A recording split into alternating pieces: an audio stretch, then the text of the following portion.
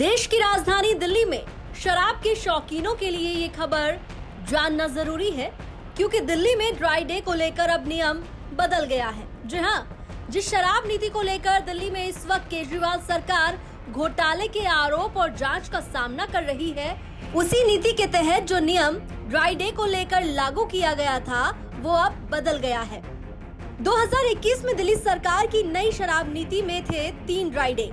26 जनवरी, 15 अगस्त और 2 अक्टूबर को दिल्ली सरकार ने घोषित किया था ड्राई डे। नई शराब नीति पर मचे बवाल के बाद दिल्ली सरकार ने पुरानी शराब नीति को दोबारा लागू कर दिया और नई शराब नीति को वापस ले लिया था। अब दिल्ली में 21 दिन ड्राई डे होंगे। अब 26 जनवरी, 15 अगस्त और 2 अक्टूबर समेत सभी त्योहारों पर भी शराब की बिक्री पर बैन होगा। मतलब साफ है कि अब दिल्ली में 3 दिन नहीं बल्कि 21 दिन शराब की बिक्री नहीं होगी। दिल्ली सरकार ने नई शराब नीति मामले पर जब एलजी विनय कुमार सक्सेना ने सीबीआई से जांच की सिफारिश की थी, तब इस नीति को वापस लेने का ऐलान कर दिया था और पुरानी नीति को फिर से लागू करने का फैसला किया था। खुद मनीष सिसोदिया ने इस बात का ऐलान किया था।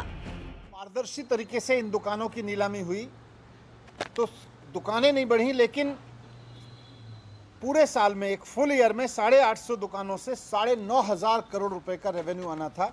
इस हद तक ऑक्शन गया हमारा, 6,000 करोड़ की जगह 9,500 करोड़ रुपए।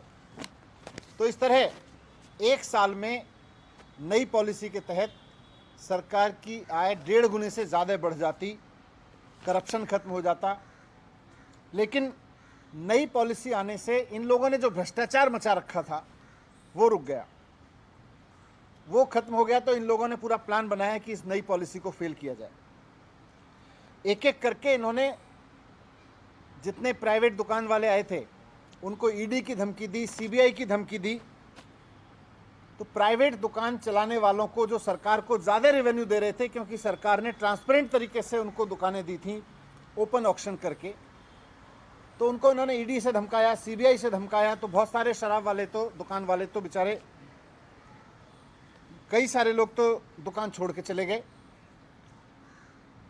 और आज दिल्ली में जो नई पॉलिसी में भी 850 दुकानें हो सकती थीं, आज दिल्ली में कुल 468 दुकानें चल रही हैं। और 1 अगस्त से कई और दुकान वाले भी, क्योंकि ये सीबीआई से डरा रहे हैं, ईडी की धमकी दे रहे हैं दुकान वालों को, तो ये 468 दुकानों से भी और कम हो जाएंगी। कई और लोग दुकानें छोड़ के जाने वाले हैं। इनका मकसद है कि दिल्ली में शराब की किल्लत पैदा करो। इनका मकसद है कि दिल्ली में लीगल तरीके से बिकने वाली शराब का क्वांटम कम करते चले जाओ। तो दिल्ली में अब 21 दिन शराब की बिक्री नहीं होने की ये खबर शराब के शौकीनों को जहां एक झटके के तौर पर लग सकती है, तो दूसरी ओर दिल्ली सरकार भी शराब के मामले पर लगातार घिरी हुई है। आबकारी विभाग की कमान रखने वाले मनीष सिसोदिया के घर सीबीआई की रेड, फिर बैंक लॉकर की जांच के बाद इस मामले में आम आदमी पार्टी से जुड़े विजय नायर की गिरफ्तारी सुर्खियों के केंद्र में रही है और अभी तक ये विवाद थमा नहीं है। ब्यूरो रिपोर्ट, दिल्ली तक।